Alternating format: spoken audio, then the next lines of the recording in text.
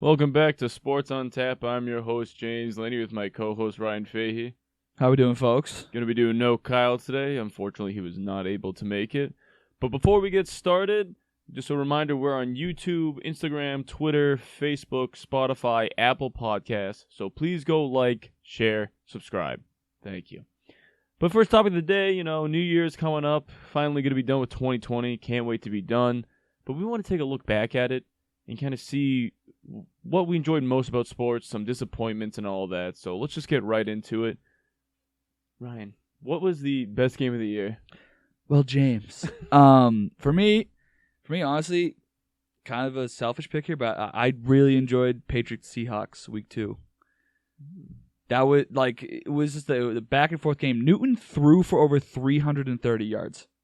When the Patriots fans still had hope. Yeah, and then it quickly went tumbling down just like he did at the 2-yard line. He flipped over. Ooh. He flipped over 3 men just to get in the end zone, and he just fell a yard short. It went down to the wire, and then it just went downhill for the Patriots after that. But it was a great game. Russell Wilson, DK Metcalf burned Stephon Gilmore. It was just everything you could have asked for in a game. It was great. It was awesome because Gilmore. It's not even like he burned Gilmore. No, Gilmore was on him, and then Metcalf just showed him, "Hey, I can be a top receiver in this league." Yeah. He just 100% was like, "Yeah, I'm the real deal." Yeah. Shouldn't have fallen to almost a third round. It was so much fun to watch. It was disappointing in the end because I wanted Newton to score there to win it because you want to see that, especially at that point in the season. If it was late in the season, I would have been like, lose it right now. We need better. Drop the ball. Throw it behind you. Like, it's just something like that. But it was a wonderful game to watch. Wilson was early in the Russell Wilson run that he had this year. Didn't last that long, but it was great. But I love that game. Yeah, that was a good game. I almost wanted to say Super Bowl 54, but then I had to look back to a little bit more recent history. That Monday Night Football game between the Browns and the Ravens, just because it was like a storybook. One, they are fighting for playoffs, both teams, and then Lamar Jackson goes down, and everyone's like, "Oh, he's got the cramps." He pooped. He pooped. He Paul Pierce himself. Absolutely pooped. It's okay. You don't have to admit it. Come back out in 40 years and bring it up. In a book, it's gonna be great. I cannot wait. But then, like, Baker, everybody's been calling out Baker and saying, like, "Oh, he can't do it." And then he balls out against the Ravens. Unfortunately, throws that one pick. But then it comes down to a 4th and 5. Their backup just tore their knee. McSorley absolutely just blew it. And then out of nowhere, Lamar Jackson comes running out. And Cramps gone out of nowhere. And then just throws a game-winning touchdown. It was just so, like, storybook written that you couldn't make this up. You just couldn't. Like, it's something like, "Oh, the starting quarterback on the high school football team's down." Then it's like, "I'm here, coach," kind of thing, Yeah, no, I understand. Yeah, and the best part is he absolutely pooped himself. That's like, I don't know. We just went back to this. Yeah, he pooped himself. That's the best part. He's making this worse by saying that he didn't, because everyone just knows that he should have. It's like, I mean, I don't know if like you're gonna understand this, but back in the day, like when American Idol was like a big thing, there was a joke about Ryan Seacrest being gay, and he got on that bandwagon of that joke, and then the joke died. Because, like, if he gets offended by it, the joke's going to stick better. But he joined them in saying, he was like, "I guess so." Like, no. And then you got to own it. That's how you got to own it, and then it died down. Lamar Jackson, you have to be like, "Oh, my God, I almost let a turtle poke out." Like, it was, like, I was turtling mid-game, and I had to go get that thing out, and it would have been over by now. But no, you're saying it didn't happen. Everyone's out turning you into Paul Pierce in Photoshop. It's just, it's gonna go when it comes out that you really did. Oh, Lamar, it's gonna be glorious. You know I what's can't funny? wait. Because if I was a player, I would probably be honest and be like, "Yeah, I'm usually there for my team, but this was just not going away. I was not gonna be able to play." No, you can't.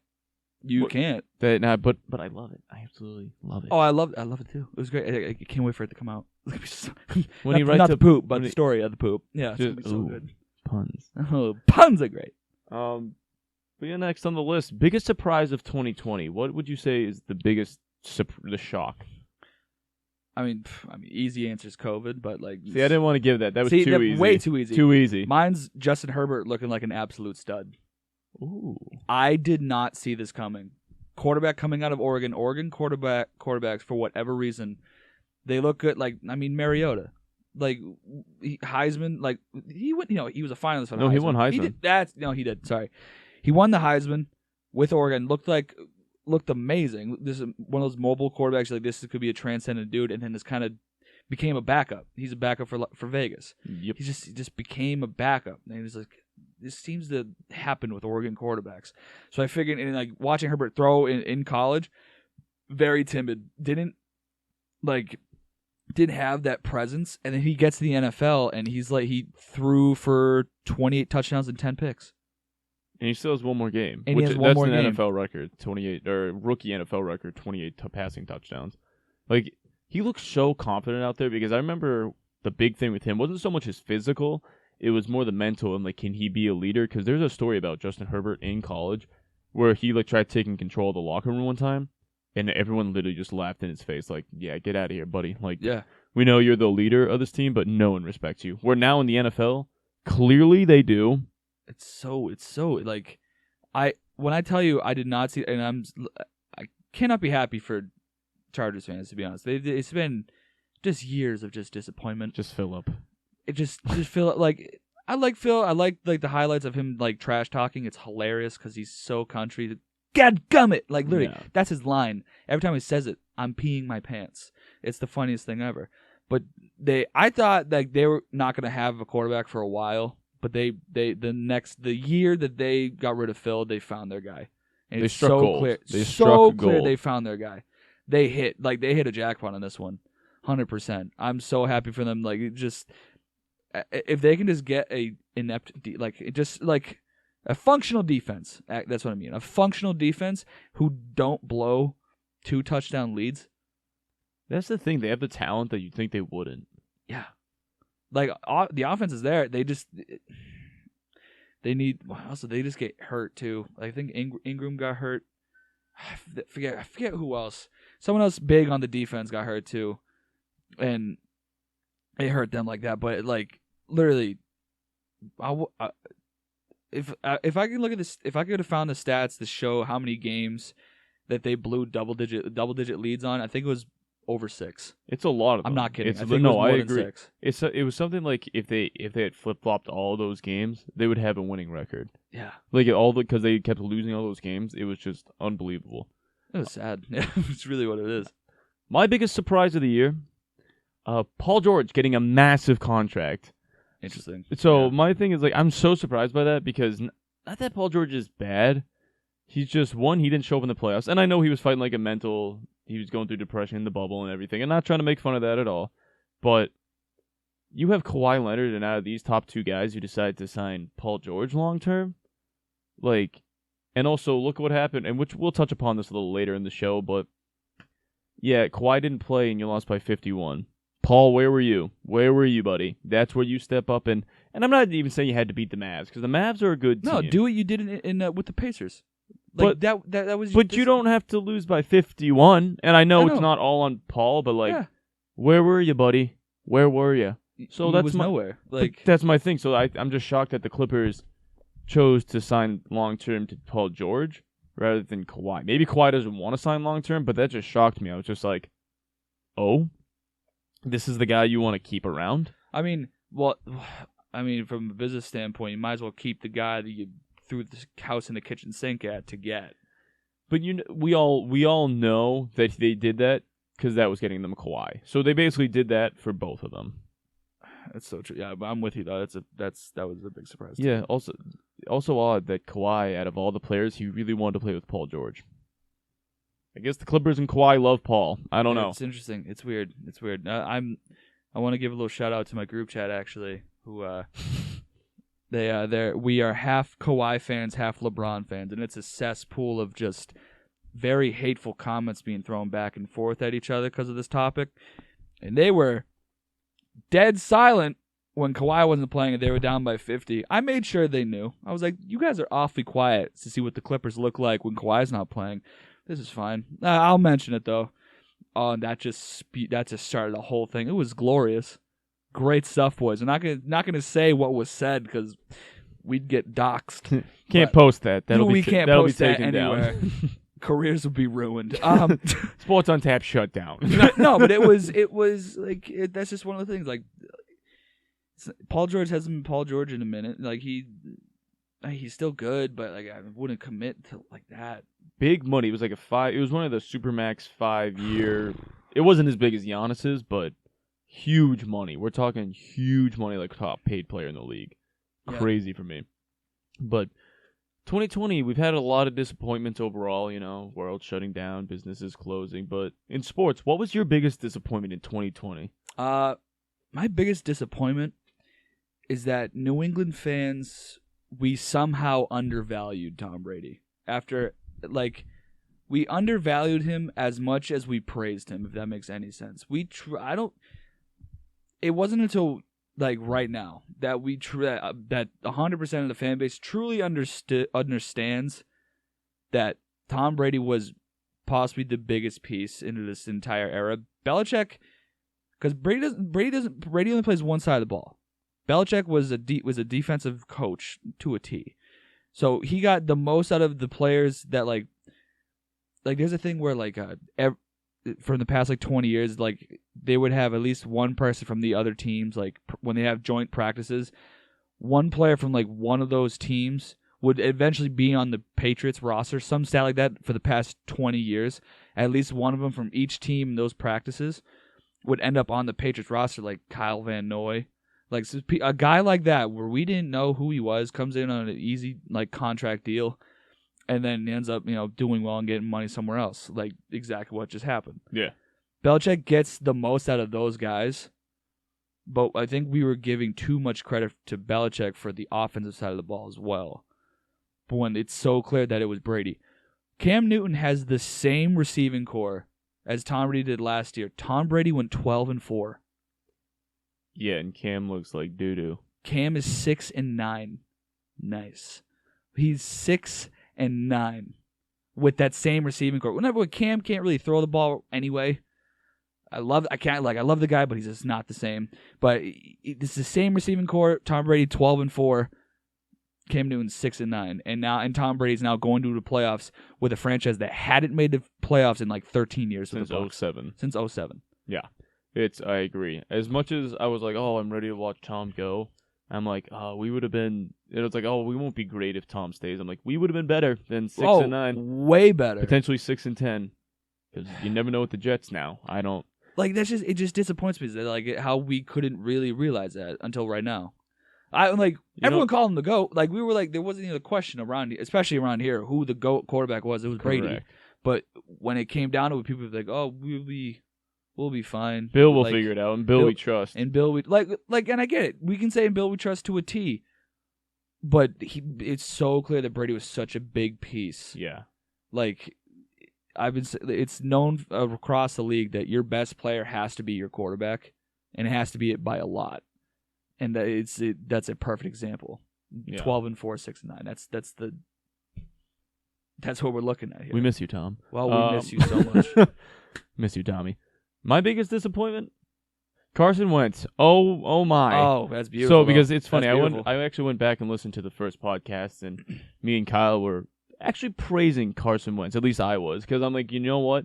The last time we saw this guy healthy and a good receiving core, he was an MVP candidate. He was going to be MVP. It's going to be great. I think he's really going to bounce back this year.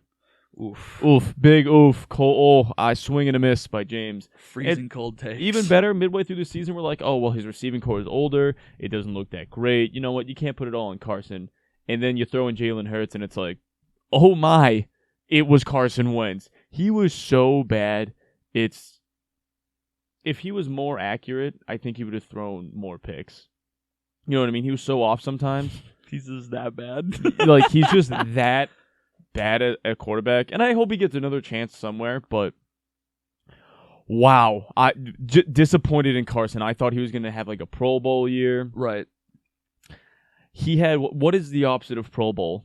Getting cut like Dwayne Haskins? Toilet bowl. He had the toilet bowl year. Toilet bowl year. That's the better way to put it. He is the stain on the toilet bowl. Yeah, he would be the starting quarterback. No, he would be the backup quarterback to the toilet bowl because they don't even trust him in that.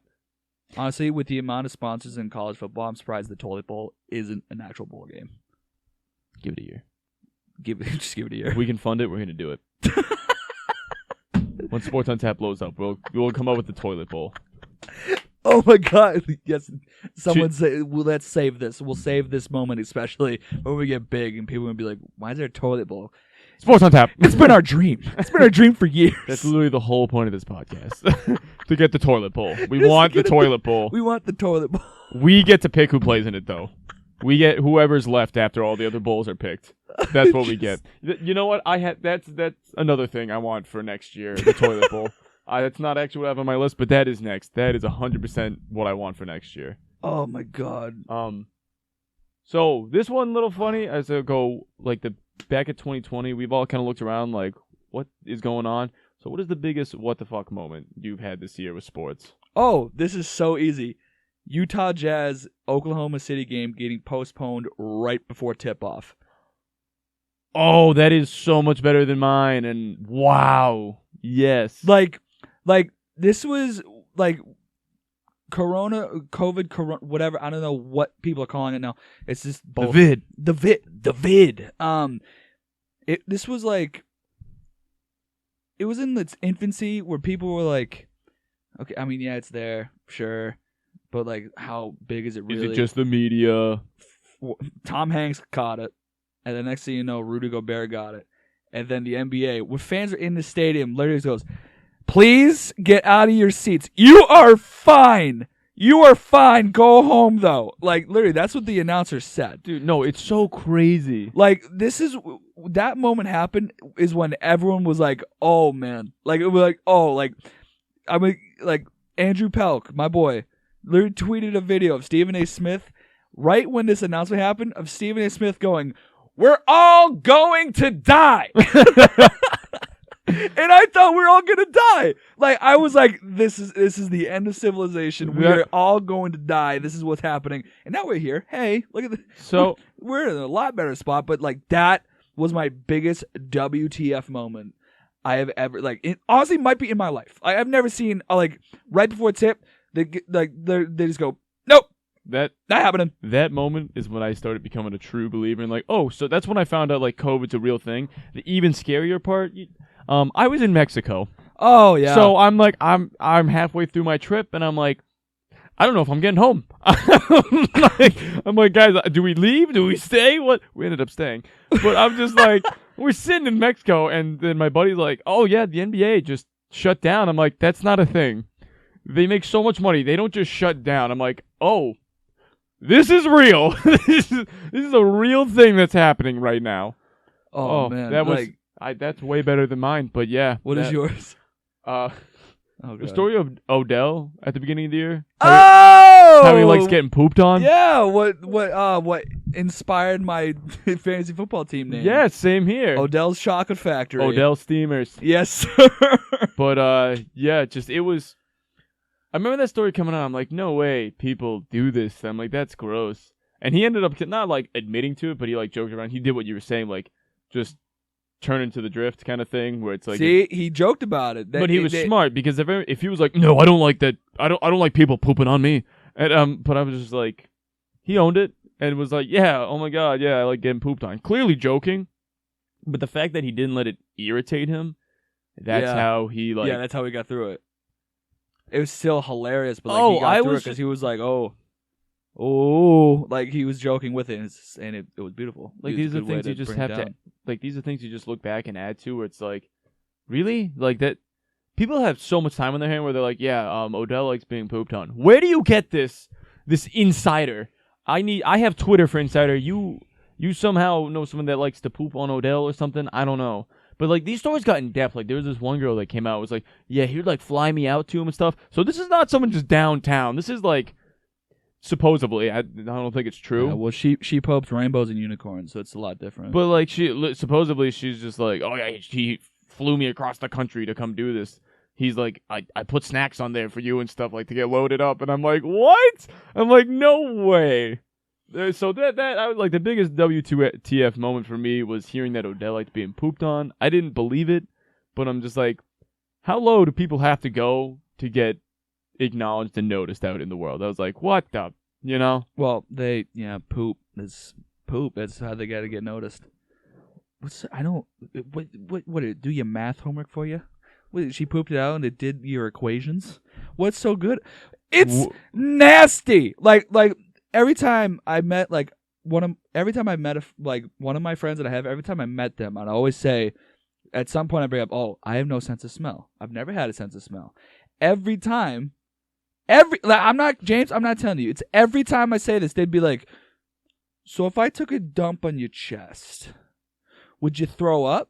And I'd be like, yes. That's gross. But you can't smell. I'm like, you shit on my chest. That's not the point. It's not the smell. It's the concept of your fecal matter touching my chest. That is, who would like that? That is verbatim the conversation. It's poo. And Odell That's can gross. smell. And Odell can smell. And he can smell, but it's poo. It's poo. Yuck. Yeah, yuck. So that was just like kind of my big moment of like, what is this world come to? Oh my God.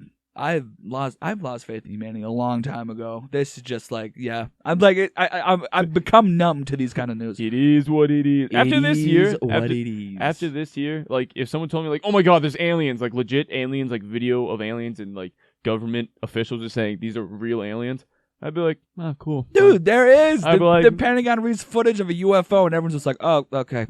In the middle of quarantine, people are like, yeah, no, this is not our biggest concern. Nice. Yeah, we could be doing worse. The pandemic might keep them away. That's that's the big thing. Perfect. But looking back at the year, 2020 has been crazy. But what is something you want to bring into next year? Well, for one of our Boston sports teams to be good. Celtics, maybe. Hang on.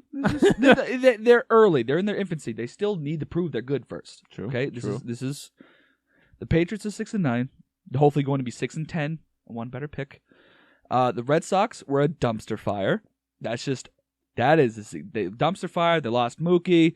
It was wonderful things. The Celtics are 1-2. I'm not out on the Celtics. I'm not on the Celtics because too early. Well, way too early. But the last thing to start 1-2 was Mambo No. 5, and that song is fire. Okay, so I hope there. The Bruins are back in action mid-January. Just all I ask. All I ask is for one team to be good. Just one. I can't do all 4 major sports suck. I can't do it, James. I just need one of them to be good. One of them. Like, do they have to win it all, or just like be competitive? Be competitive. Where like when you go into a matchup in the playoffs, there's not me going, well, there's no point in me watching this. This was a good ride. Yeah, I can't. I'd be like, well, this is a good ride. Every round, I need to be like, you can win this. Every round, I need to feel that way. Yeah, not like a definite win, but it's like, oh, there's a chance they can compete. Not like a 8 versus 1 seed feeling. Like yeah. Not that feeling. I mean, like if you're like, I need you to be at least be the 3 seed. At least. That way, if you make it to the end and you're facing the first-ranked team, a 3 seed, that's not far out of the possibility of you beating them. I can still see you winning this. It's just one of those things. I need that. I need it. You can't do this to me. It's been 20 years of dominance in Boston. I'm not ready to let that go. I need one team to be decent. Just something. Give me something. Something that just hope. Ease me down. A new hope. My biggest thing, I want the NBA to get rid of their dumb one and done rule. Do you know how stupid that is? Yes. One, because it's taking away scholarships from guys that will be there for 4 years that on top of maybe making the NBA one day, if not, can get a scholarship, like a whole college career for free. 2, not all these guys are going to be one and dones anyway. Like some guys need to go to college. But let the high schoolers come out. Like, let these guys... Like, you don't think Bronny James would be drafted right out of high school? Oh, 100% would. The kid's, 16, and he's not number 1 ranked in his class, but, like, he's up there. Oh, these guys, there are some kids... Well, Bronny also has, the James name. So he's probably going to get drafted right out of high school. But, like, let these kids just go play in the NBA right off the rip. Don't let them waste a year in college. Like, if they want to go to college, that's fine. I have no problem with guys going to college. But I just don't like the NCAA. I think it's poorly run. It's corrupt. We all know this. Yep. So let them, if they don't want to, then let them just go to the NBA if they have the talent. That's my thing. That's really what I want to see in 2021. Also a little selfish because if they do get rid of that rule, LeBron James will be a free agent the same year Bronny will be getting out of high school. And I so want to win. I'm not a LeBron guy. I'm more of a Jordan guy, but like, how could you not root for a father-son duo in the NBA? Oh, that'd be awesome. That'd be so awesome. Like, come on. Have we seen that? Kenny Griffin Jr. and Sr., they hit back-to-back home runs in a game. Oh, I just meant like in the NBA. NBA? I knew that. No, there have never been two. I don't think there's been a father-son duo in the NBA at the same time. Yeah, Because like there's Kobe's dad, Larry Nance's dad, the Curry boys, and Del Curry. So there's been like father-sons, but not on the same team or even at the league at the same time. And Bron's the guy to do it. Like he treats his body like a temple, and like, he doesn't have to be the man anymore. Yeah, and he, like we've been saying, be a facilitator. So get rid of that dumb one and done rule. Let these kids. Oh, imagine if he wins the championship with his son. Oh, I would. That is the 1 year I would not. 1 year I would root for LeBron. 1 year I would not be a Celtics fan. I'm not joking. Like, I'd be all for Bron and Bronny to win a ship. Yeah, that'd be so dope to see. That's legendary. That'd be so good. Because like, imagine you getting to do that with your dad. Do you know how cool that would be? To win a national, like a professional championship. I mean, for me to even be in one of those leagues would be a miracle. But, like, just think about that. Think about how cool that would be. I did, and I put my dad in an NBA game, and I've seen him shoot a ball. Oh, me and my father are terrible at basketball. There's no way. Like, we'd maybe make some free throws. We'd be the best free throw shooters because that's all we'd practice. That is it. That is all. Just throw us in for the technical shots. That's technical foul, whatever, flagrant, Yeah. That's it. Yeah. We're going to win chips with free throws. Oh, man. The Laney boys. Oof. 4,000 free throws. Oh, my goodness. But that's our look back at 2020. Hopefully, 2021 is going to be better. What a year.